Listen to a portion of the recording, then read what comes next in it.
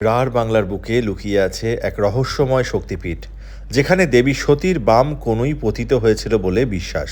অথচ আশ্চর্যের বিষয়, এত শক্তিশালী এই সতীপীঠের কথা আজও অনেকেই জানেন না। আজ অজানাকে জানব বলে আমরা এগিয়ে চলেছি পূর্ব বর্ধমানের কোকগ্রামের সেই প্রাচীন তীর্থে, উজানি সতীপীঠে, মা মঙ্গলচণ্ডীর মন্দিরে। এই মুহূর্তে আমি আছি ৫১ সতীপীঠের অন্যতম সতীপীঠ মহাতীর্থ উজানি সতীপীঠের সামনে। আর এখন আমি ভেতরে গিয়ে দেখে নেব উজানি সতীপীঠের ভেতরটা, এবং তার সঙ্গে সঙ্গে আমার দর্শকদেরও চেষ্টা করব সম্পূর্ণ একটা তথ্য দেওয়ার। দেবী সতীর ৫১ শক্তিপীঠের মধ্যে এটি ত্রয়োদশ বা ১৩তম সতীপীঠ বলে মনে করা হয়।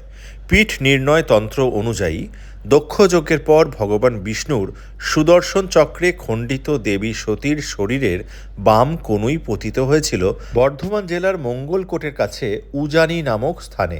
বর্তমানে এই স্থানটি কোকগ্রাম নামে পরিচিত। এখানে দেবী অধিষ্ঠিতা মঙ্গলচণ্ডী নামে, মহিষাসুর মর্দিনী রূপে, আর দেবীর ভৈরব হলেন কপিলাম্বর বা কপিলেশ্বর। প্রাচীন গ্রন্থেও এই পীঠের উল্লেখ রয়েছে। উজ্জয়িন্যাং কর্পূরাঞ্চ মাঙ্গল্য কপিলাম্বর ভৈরব সিদ্ধিদ সাক্ষাৎ দেবী মঙ্গলচণ্ডিকা। মধ্যযুগের সাহিত্যেও এই স্থানের মাহাত্ম্য পাওয়া যায়। কবি ভারতচন্দ্রের অন্নদামঙ্গল কাব্যে বলা হয়েছে, উজানিতে কফনি মঙ্গলচণ্ডী দেবী ভৈরব কপিলাম্বর শুভ জারে সেবী। লোককথা ও মঙ্গল কাব্যের গল্পে উজানির সঙ্গে জড়িয়ে রয়েছে অনেক ঘটনা। চণ্ডীমঙ্গল কাব্যের নায়ক শ্রীমন্ত সওদাগরের জন্মস্থান ছিল এই উজানি নগর। আবার মনসামঙ্গল কাব্যের বিখ্যাত চরিত্র বেহুলার পিতৃগৃহ ছিল এখানেই। মঙ্গল কাব্যের বণিকখণ্ডে একটি অত্যন্ত আকর্ষণীয় কাহিনী পাওয়া যায়। বণিক শ্রীপতি সওদাগর ছিলেন পরম শৈব, তাই তিনি মা মঙ্গলচণ্ডীর পুজো করতে অস্বীকার করেন। এমনকি এক সময় তিনি দেবীর ঘটে পদাঘাত করেন, কিন্তু দেবীর লীলায় পরে তিনি নানা বিপদের সম্মুখীন হন। সিংহলে বাণিজ্য করতে গিয়ে তিনি দেবীর অলৌকিক কমলে কামিনী রূপ দর্শন করেন, কিন্তু অন্য কেউ সেই দৃশ্য দেখতে পান না। পরে নানা ঘটনার মধ্য দিয়ে তিনি দেবীর মহিমা উপলব্ধি করেন। শেষ পর্যন্ত তিনি উজানিতে ফিরে এসে মা মঙ্গলচণ্ডীর মন্দির প্রতিষ্ঠা করেন, এবং সেই থেকেই দেবীর পূজা মর্তে প্রচারিত হয়। প্রকৃতির কোলে ঘেরা এই পীঠের পরিবেশ অত্যন্ত মনোরম।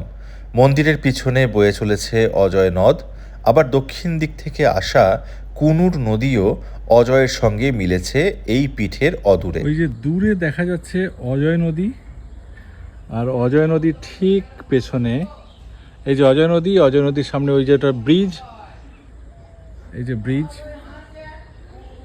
লরি সব বালি তুলছে অজয় নদী থেকে। আর অজয় নদীর ঠিক কোল ঘেঁষে হচ্ছে এই মহাতীর্থ সতীপীঠ উজানি।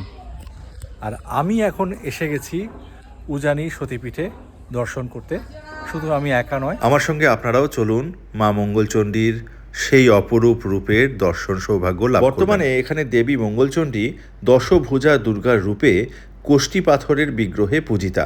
আগে দেবীর বিগ্রহ ছিল অষ্টধাতুর, কিন্তু সেটা চুরি যাওয়ার পরে ১৯৯৪ সালে নতুন করে এই কোষ্ঠী পাথরের বিগ্রহ প্রতিষ্ঠিত হয়।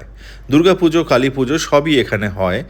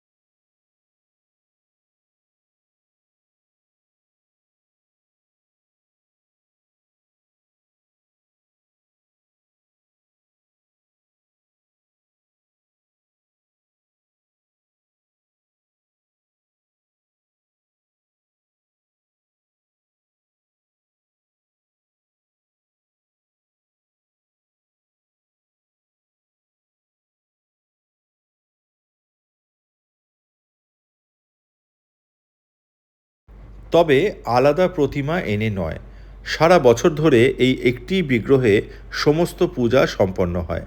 গ্রামের একেবারে শেষ প্রান্তে অজয় নদীর শান্ত তীরে দাঁড়িয়ে আছে এই প্রাচীন মন্দির। দিনের শেষে যখন সূর্য ডুবে যায় আর সন্ধ্যারতি শুরু হয়, শঙ্খ, ঘণ্টা আর কাঁসরের ধ্বনিতে মুখরিত হয়ে ওঠে অজয় নদীর দুই তীর। মনে হয় যেন প্রকৃতিও তখন দেবীর আরতিতে অংশ নিচ্ছে। আজও মা মঙ্গলচণ্ডী মঙ্গলময়ী রূপে তার সন্তানদের রক্ষা করে চলেছেন এই পবিত্র উজানি সতীপীঠে। আপনিও কি এখানে এসেছেন? তাহলে কমেন্ট করুন। কমেন্টে জয় মা লিখতে অবশ্যই ভুলবেন না। আর এরকম আরও অনেক অনেক জানা অজানার সন্ধান পেতে আমাকে ফলো করতে পারেন। দেখা হচ্ছে পরের ভিডিওতে আরও নতুন কোনো জানা অজানার সন্ধান নিয়ে।